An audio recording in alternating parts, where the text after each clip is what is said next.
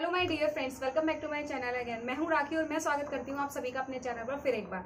तो आज की वीडियो में मैं बात करने वाली हूं प्रेजेंट परफेक्ट टेंस के बारे में। ये बहुत इंपॉर्टेंट टेंस है और काफी सारे बच्चे इस टेंस में इतने ज्यादा कंफ्यूज होते हैं ना कि उन्हें यही नहीं पता होता एग्जैक्टली इसका इस्तेमाल कहाँ करना है। तो आज की वीडियो में आपको बहुत ही आसान टिप से क्लियर करूंगी, जिसके बाद आप शायद ही कभी इसमें दोबारा गलती करेंगे। बट उसके लिए आपको वीडियो पूरी देखनी है, बिल्कुल स्किप नहीं करना है यार। अगर आप वीडियो स्किप करेंगे फिर आप आधी अधूरी जानकारी लेकर चले जाएंगे, फिर आप बोलेंगे कि यार कुछ समझ में ही नहीं आया, और वो आना भी नहीं है। थोड़ा सा टाइम देकर अगर आप कुछ सीख सकते हैं ना तो आपको सीखना चाहिए, मेरा ये कहना है। बाकी आपका फोन है, आपकी मर्जी है, जो आप चाहें वो कर सकते हैं। तो अब हम स्टार्ट करते हैं वीडियो को। मैं आज इसमें प्रेजेंट परफेक्ट टेंस के साथ साथ आपको कुछ एक्शंस भी बताऊंगी जो इतने इंपॉर्टेंट है ना, जो सभी पेरेंट्स को और बच्चों को पता होने चाहिए। शायद पता भी हो लेकिन आप यूज नहीं करते, वो भी मैं आपको बताऊंगी आपको उनका इस्तेमाल कहां पर करना है। तो प्रेजेंट परफेक्ट टेंस आज हम बढ़ा रहे हैं क्योंकि मैंने इससे पहले अपने दोनों टेंसेस जो हैं वो कंप्लीट करा दिए हैं, प्रेजेंट इंडेफिनिट और प्रेजेंट कॉन्टिन्यूअस। अगर आपने वो वीडियो नहीं देखी है उसे जाकर देखिए, उसे समझिए, फिर यहाँ पर वापस लौटिएगा। तो क्या होता है प्रेजेंट परफेक्ट टेंस, तो मैं आपको बताता हूँ एग्जैक्टली प्रेजेंट परफेक्ट टेंस का इस्तेमाल पता है आपको कहाँ होता है? वहां होता है प्रेजेंट परफेक्ट टेंस का इस्तेमाल जहां पर कोई भी काम प्रेजेंट में पूरा हुआ हो, मतलब अभी अभी पूरा हुआ हो। यार इसके नाम को देखने की कोशिश करो, प्रेजेंट परफेक्ट मतलब जो काम अभी अभी यानी कि प्रेजेंट में, जस्ट प्रेजेंट में कंप्लीट हुआ हो, वहां पर हम इस्तेमाल करेंगे प्रेजेंट परफेक्ट टेंस का, या सेंटेंस बनाएंगे प्रेजेंट परफेक्ट टेंस में। बच्चे अक्सर पता है क्या करते हैं? बच्चे क्या करते हैं? चुका है, चुकी है, आया है, आई है, आता है, ती है, इन चक्करों में पड़े रहते हैं। लेकिन ये स्पीकिंग क्लास है तो मैं आपको बिल्कुल ऐसी एडवाइस नहीं करने वाली कि आपको ये सोचना है यार चुका है बोलना है मुझे तो इसमें क्या लगाना है, यार मुझे ताहे ती है बोलना है तो इसमें क्या लगाना है। यार अगर इतना सोचोगे ना इंग्लिश बोलने से पहले कि चुका है तो बोल लिया आपने, इंग्लिश हो गया, फिर काम खत्म। नहीं बोलते, सोचो यार, पहले इंग्लिश में सोचो कि इसका एग्जैक्टली इंग्लिश में क्या मीनिंग है। इंग्लिश में सोचोगे तो इंग्लिश में बोल पाओगे, राइट? तो आपको क्या करना है यहाँ पर इस टेंस में, आप जब भी ऐसा कोई सेंटेंस आपको बोलना हो जो आपने जस्ट अभी काम कंप्लीट करके खत्म किया है, मतलब whenever you are going to talk about just finished action, मतलब ऐसे एक्शंस के बारे में आप बात करने जा रहे हैं जो आपने अभी अभी खत्म किए हैं, सिर्फ वहां पर आपको इस्तेमाल करना है प्रेजेंट परफेक्ट टेंस का, और किसी भी जगह आपको इस्तेमाल नहीं करना। समझ गए? सिर्फ वहीं पर आपको इस्तेमाल करना है प्रेजेंट परफेक्ट टेंस का। अब हम बताते हैं प्रेजेंट परफेक्ट टेंस की हेल्पिंग वर्ब के बारे में। जैसा कि मैंने आपको पिछली क्लासेस में बताया था कि सेंटेंस की फॉर्मेशन क्या होती है, सेंटेंस कैसे फॉर्म होते हैं, मैंने सब कुछ आपको डिटेल में बता दिया था। अब मैं आपको बताने जा रही हूं कि प्रेजेंट परफेक्ट टेंस में क्या लगती है हेल्पिंग वर्ब। तो मैं बताती हूँ, आपको लगती है इसमें हेल्पिंग वर्ब हैज और हैव। क्या लगती है? Has, have. ये हेल्पिंग वर्ब वाली हैज हैव है। हैज हैव की बहुत सारी और चीजें भी होती हैं, has to, have to, has और मतलब भी होते हैं। वो मैं आपको जैसे जैसे क्लासेस स्टेप बाय स्टेप चलेंगी then I will make you clear everything. अभी आपको कंफ्यूज नहीं होना है, अभी आपको ये ध्यान रखना है हमें हैज हैव का इस्तेमाल वहां पर करना है जहां पर काम मैंने अभी खत्म किया है। जैसे मैंने खाना खाया है, मतलब मैंने अभी खाना खाया है। कोई भी आपसे इंग्लिश में अगर हैज हैव का इस्तेमाल करके सेंटेंस बोल रहा है तो समझ जाओ वो काम उसने अभी खत्म किया है। समझ गए आप? ये आपको खुद से दिमाग में रखना होगा। जस्ट फिनिश्ड एक्शन के लिए हम लगाते हैं हैज और हैव।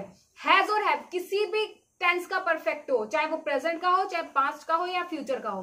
ध्यान रखिएगा परफेक्ट टेंस के अंदर हमेशा वर्ब की थर्ड फॉर्म यानी कि एक्शन की थर्ड फॉर्म का इस्तेमाल करते हैं। एक्शन की कौन सी फॉर्म का? थर्ड फॉर्म का। किसी का भी परफेक्ट हो, बस ये ध्यान रखना परफेक्ट टेंस आ गया तो भाई एक्शन की थर्ड फॉर्म लगानी है।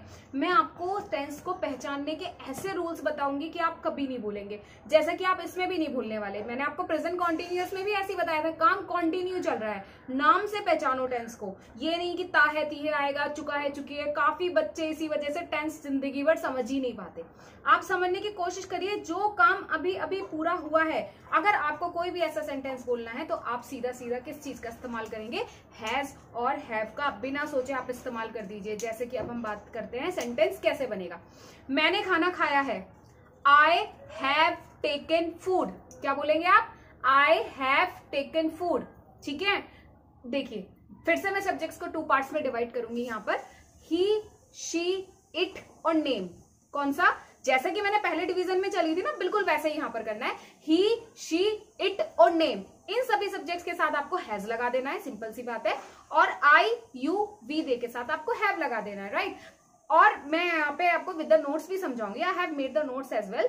अभी मैं आपको थ्योरी इस वजह से समझा रही हूँ, काफी सारे बच्चे नोट्स में इंटरेस्टेड नहीं होते, तो वो थ्योरी समझ के ही चलो आप बस बहुत हो गया, आ गया समझ, चल देते हैं। वैसे आपको ऐसा करना नहीं चाहिए, वैसे आपकी मर्जी, as you know this is your form, you can do whatever you want.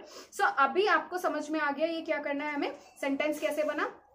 सबसे पहले सेंटेंस की फॉर्मेशन में क्या बताया था मैंने आपको, आई यू वी दे, यानी कि ये सब्जेक्ट होते हैं, सब्जेक्ट के बाद हम हेल्पिंग वर्ब का इस्तेमाल कर देते हैं, हेल्पिंग वर्ब के बाद हम किसका इस्तेमाल कर देते हैं, वर्ब की थर्ड फॉर्म का इस्तेमाल कर देते हैं, फिर जो बचा कुछ है भाई उसे एंड में डाल दो, ठीक है ना। आपको ऐसे करना है। अब ये बहुत ज्यादा टिपिकल रूल नहीं बता रही हूं मैं, आपको स्पीकिंग का तरीका बता रही हूँ, आसान और बहुत ज्यादा इफेक्टिव होने वाला तरीका है ये, तो आपको इस तरीके से इस्तेमाल करना है, राइट। अब मैं आपको एक चीज और बता दूं, ये तो था अफर्मेटिव सेंटेंसेस का। इसी तरीके से नेगेटिव सेंटेंसेस बनाने हो तो नोट लगा दो आप सीधा सीधा, हैज हैव के साथ नोट। अगर ही शीट में बनाना है तो ही हैज नॉट गॉन, वह नहीं गया है, राइट, वह नहीं गया है। अगर इसी तरीके से आयुर्वेद में लगाना उसमें नोट लगा दो। इंटेरोगेटिव का रूल भी मैं बता चुकी हूँ आपको, how to make interrogative sentences. Interrogative sentence की फॉर्मेशन भी बताई है मैंने लास्ट वीडियो में, अगर आपको नहीं समझ में आया वहां से देखना। लेकिन अब हम आप नोट्स के साथ दोबारा से पढ़ना स्टार्ट करते हैं, राइट। तो देखिए ये है प्रेजेंट परफेक्ट टेंस, बहुत आसान रूल बनाया है। कहां पर इस्तेमाल करते हैं हम present perfect tense, as I told you we use present perfect tense when we talk about just finished action. जब हम किसके बारे में बात कर रहे होते हैं, जस्ट फिनिश्ड एक्शंस के बारे में बात कर रहे होते हैं, तब हम प्रेजेंट परफेक्ट टेंस का इस्तेमाल करते हैं। रूल बहुत आसान है, सब्जेक्ट लगाया, HB का मतलब यहाँ हेल्पिंग वर्ब है, प्लस वर्ब की थर्ड फॉर्म लगा दी, ऑब्जेक्ट लगा दिया, हो गई बात खत्म, ठीक है। हेल्पिंग वर्ब हमारी हैज और हैव होती है, मैं बता ही चुकी हूँ। वर्ब यानी कि एक्शन की थर्ड फॉर्म का इस्तेमाल करेंगे आप, किसका, थर्ड फॉर्म का इस्तेमाल करेंगे। जैसे कम जो होता है, कम की थर्ड फॉर्म क्या होती है, कम केम कम, ठीक है, क्या होती है, कम केम कम, राइट। थर्ड फॉर्म अगर आपको ऐसी कोई दिक्कत है कि जो मोस्ट बेसिक ऐसी फॉर्म से जो आपको नहीं पता है, तो आप मुझे कमेंट बॉक्स में कमेंट करिएगा, मैं आपको वो भी बताऊंगी कौन सी ऐसी बेसिक है जो आपको जानना बहुत जरूरी है, ठीक है। ओके तो अब हमारे एफर्मेटिव सेंटेंस देख लेते हैं। सब्जेक्ट्स को टू पार्ट्स में फिर से डिवाइड कर दिया। ही शी इट नेम जनरली अलग ही रहते हैं, आई यू वी दे जनरली साथ ही रहते हैं, ठीक है।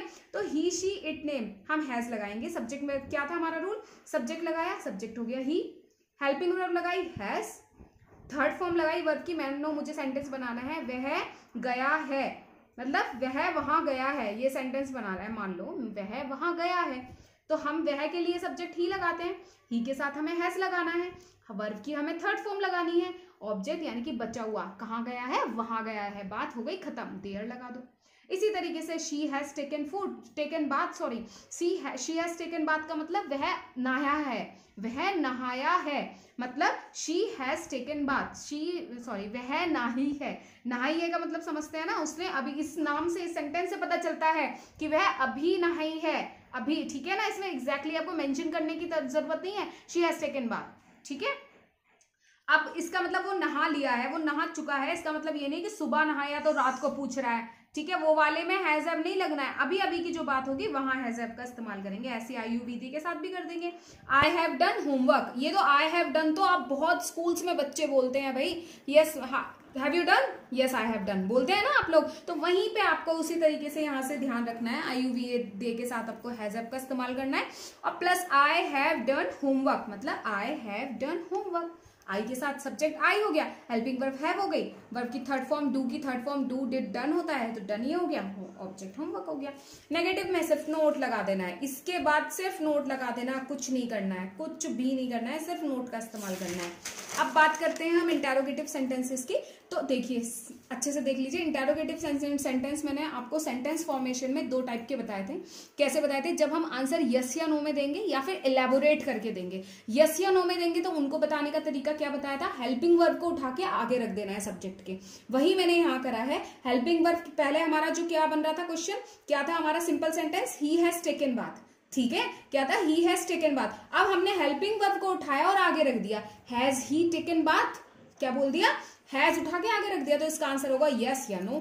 यस या नो में आंसर देने वाले क्वेश्चन बनाने के लिए आप सीधा सीधा उस टेंस के हेल्पिंग वर्ब को उठा के सब्जेक्ट के आगे रख देंगे, बात खत्म, कुछ नहीं करना है आपको। ऐसे ही has she gone there, have you taken bath, have I gone there, okay. When we want to elaborate the answer, जब हमें आंसर एलैबोरेट करके देना पड़ता है, मतलब एक्सप्लेन करना पड़ता है, उन क्वेश्चंस में हम क्या करेंगे, जब भी जो भी आपसे पूछा जा रहा है वह कहाँ जा रहा है, वह उसने खाना क्या खा लिया, उसने कब खा लिया, वह कहाँ गया है, ऐसे सेंटेंस में जो क्या, क्यों, कब, कैसे, कहाँ, अगर बीच में आ रहा है हिंदी के अंदर, आपको बीच में इसका इस्तेमाल करना है, या ऐसा कोई क्वेश्चन पूछना है जिसका आंसर एक्सप्लेनेशन में दिया जाएगा, तो उस इंटेरोगेटिव शब्द को उठाकर आप सबसे आगे रखेंगे। कहाँ रखेंगे? सबसे आगे रखेंगे। उसकी इंग्लिश वर्ड जो है उसका इंग्लिश मीनिंग को सबसे आगे रखेंगे। जैसे कि आपने उठा के रख दिया, यहाँ पर वेयर को आप आगे रख देंगे, बाकी सेंटेंस ऊपर की वाले की तरह ही बनेगा, सिर्फ उसको उठाकर आगे रख देना है। इससे ज्यादा मुझे नहीं लगता कि इससे ज्यादा इजी कोई तरीका हो सकता है इसको बताने का। अब मैं आपको नोट्स पे एक बार फिर से फोकस करके दिखाती हूँ।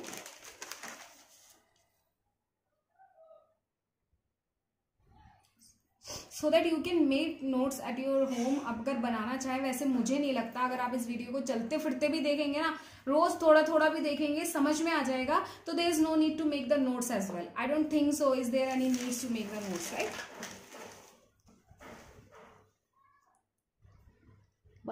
सो मैंने आज आपको प्रेजेंट परफेक्ट टेंस के बारे में बताया और मुझे पूरी उम्मीद है आपको समझ में आ गया होगा। सी गाइस, थोड़ा सा आप ध्यान देंगे ना, थोड़ा सा, तो आपको पक्का समझ में आएगा, आई एम डैम श्योर।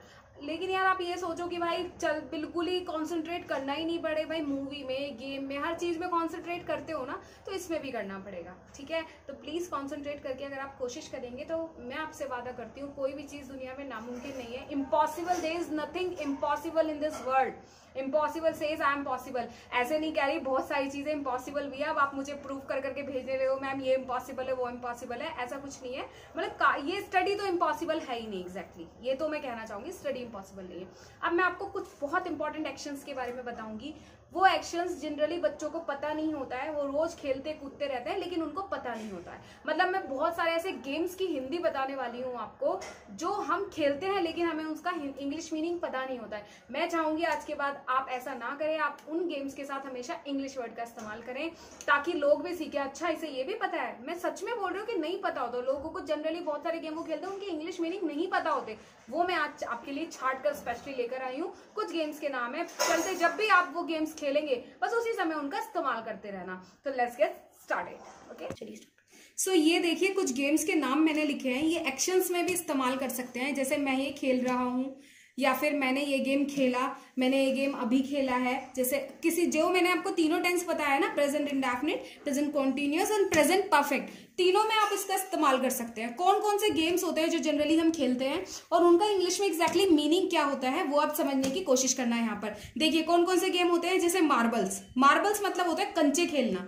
जो आप कंचे खेले होंगे, सभी हम सब ने खेले हैं, तो उन्हें मार्बल्स बोलते हैं हम। गिट्टे खेलना, जो पत्थर होते हैं ना छोटे छोटे, उनसे जो हम ऐसे वाले गेम्स खेलते हैं निशाना लगाने वाले, उन्हें गिट्टे बोलते हैं, यानी कि पेबल्स बोलते हैं। प्ले, पेबल्स, इन सब में प्ले का इस्तेमाल आपको करना है, एक्शन की तरह खेलना। प्ले पेबल्स, जैसे मैं गिट्टे खेल रहा हूं, आई एम प्लेइंग पेबल्स, ठीक है? हॉपस्कॉच, लंगड़ी टांग, बहुत सब खेलते हैं, वो गिट्टे डाल के लंगड़ी होकर चलना कूदना, उसे हॉपस्कॉच बोला जाता है। टिप कैट बोला जाता है, गुल्ली डंडा जो खेलते हैं उसे टिप कैट बोलते हैं। कॉप एंड थीफ, चोर सिपाही का गेम सब खेलते हैं, कोई ऐसा नहीं है इस वर्ल्ड में जिसने ना खेला हो, तो कॉप एंड थीव्स बोलते हैं उनको। ये कॉप्स एंड थीव्स भी बोल सकते हैं आप। हाइड एंड सीक, लुका छुपी गेम होता है आपका, लुका छुपी वाला गेम जो सब खेलते हैं। ब्लाइंड मैन बफ, कौन सा गेम होता है? आंख मिचोली, ठीक है? आंख पे पट्टी बांधना और ढूंढना, उसे बोलते हैं blind man buff. Catch and catch तो सबको ही पता है, पकड़म पकड़ाई। तो ये बहुत इंपॉर्टेंट है, मुझे लगा ये आपको इंट्रोड्यूस कराने चाहिए, दैट्स वाई मैंने आपको इंट्रोड्यूस कराया। आपको एज एन एक्शन इनका भी इस्तेमाल करना है सेंटेंसेस में। डेली रूटीन में हम ये गेम्स खेलते हैं, तो प्लीज जब भी आप ये गेम्स खेलें, आपके बच्चे खेलें, तो उन्हें समझाइएगा कि भाई इनको ये बोलते हैं, आपको ये करके इसका इस्तेमाल करना है। ओके, सो मैं आशा करती हूँ आपको सब कुछ समझ में आ गया होगा। लेकिन स्टिल अगर आपको ऐसा कुछ भी है जो समझ में नहीं आया है, तो आप मुझे फिर से कमेंट बॉक्स में कमेंट करिएगा। और कुछ अगर आपको ऐसी मिस्टेक्स फाइंड हो रही है कि यार ऐसे होना चाहिए या वैसे होना चाहिए, तो आप मुझे सजेस्ट भी कर सकते हैं, ठीक है? और अगर आपको थोड़ा सा भी पसंद आता है ना, you can like, share and subscribe, वरना आपकी इच्छा है, जैसा आप चाहें।